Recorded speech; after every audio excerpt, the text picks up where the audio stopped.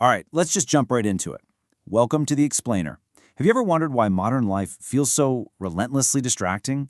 Like why it feels literally harder today to just sit still than it ever has before? Well, today we're going to unpack exactly what's happening to our minds, and honestly, why we desperately need to rediscover the lost art of boredom.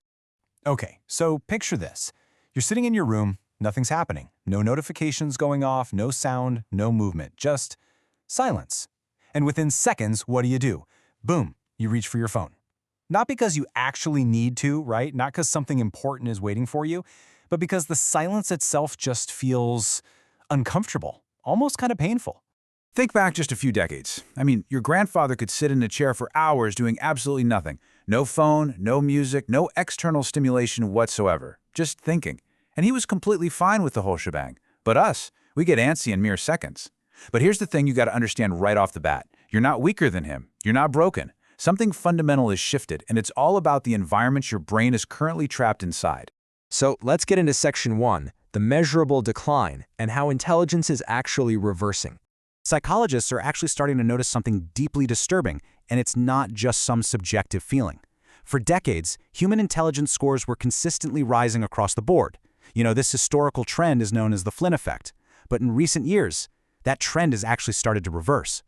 Yeah, in some countries, people are genuinely scoring lower on tests that specifically measure attention, reasoning, and working memory.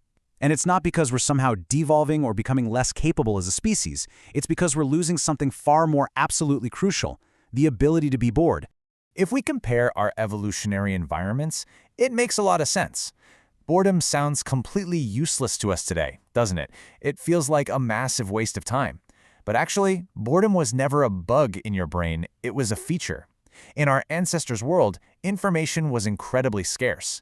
When they sat alone with nothing to do, their minds didn't just shut off. They wandered, they imagined, they replayed past events and simulated future ones. Boredom was literally the space where problems were solved and where civilization itself was built. But flash forward to our modern world. Infinite novelty. The second boredom pops up today, we kill it. Swipe, scroll, tap. Our attention is just constantly being pulled, fragmented, and completely reset. Which brings us to Section 2, the attention residue, or why we're living on the surface.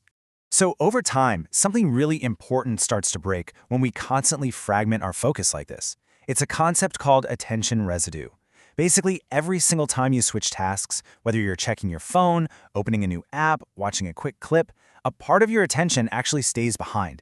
Your mind never fully resets. It never goes deep. You end up sort of skimming the surface of your own thoughts. And slowly, your brain actually adapts to that. It literally stops trying to go deeper because it knows you simply won't let it. This is exactly why reading a long book feels so exhausting right now, or why watching even a 10-minute explainer without checking your phone feels like a real challenge. You haven't lost your intelligence, guys. You've just lost your tolerance for stillness. And this builds into a genuine trap, a real vicious dopamine loop. Remember, your brain is essentially running on ancient software. It evolved in a world where every new piece of information could literally mean survival, so it rewards you with a hit of dopamine every time you see a new face or a new idea. But in a world of infinite novelty, your brain is being fed more stimulation in a single afternoon than your ancestors experienced in months. It has no idea how to handle that, so it creates this vicious cycle. Step 1, you consume that infinite modern stimulation. Step 2, the more you consume, the less satisfying it becomes. And Step 3, because it's less satisfying, you seek out even more to compensate. It just keeps demanding more and more until silence itself starts to feel like a literal threat. But silence was never the problem. Silence is where your mind organizes and your identity forms. Without it, you don't just lose focus, you lose depth. Moving on to Section 3, pain over boredom, and how we're fearing our own minds. Now, this brings us to a really fascinating, honestly kind of dark psychological study. I want you to honestly ask yourself right now, what would you do with 15 minutes of pure silence? Seriously, imagine being asked to sit completely alone in a room, no phones, no distractions, absolutely nothing to do for 15 minutes, just you and your own thoughts. Well, researchers actually ran this exact study, and the results are, well, they're shocking, literally. A massive 65% of the participants in that room chose to give themselves mild electric shocks rather than just sit there with nothing to do. Think about the gravity of that for a second. People genuinely preferred actual physical pain over boredom. That's exactly how disconnected and frankly uncomfortable we've become with our own unguided minds. All right, let's pivot to section 4, boredom as a skill and recovering deep thought. Now, I definitely don't want to leave you with a sense of dread here, because there's a highly empowering realization that most people completely miss. Your brain is just out of practice. That's it. This state isn't permanent. You haven't permanently broken your ability to think deeply. Your focus is exactly like a muscle that just hasn't seen the gym in a really long time. The moment you start allowing emptiness and boredom back into your life, something incredible begins to happen. Let's walk through the actual recovery timeline of what that looks like. At first, in those initial seconds, it feels completely unbearable. Your mind jumps all over the place. It frantically looks for an escape. You feel totally restless. But if you stay with it, if you fight that urge to reach for your phone, you hit the minute stage. Your thoughts begin to slow down. They start to stretch out. And eventually, ideas start forming again. They connect. Deep thought actually returns.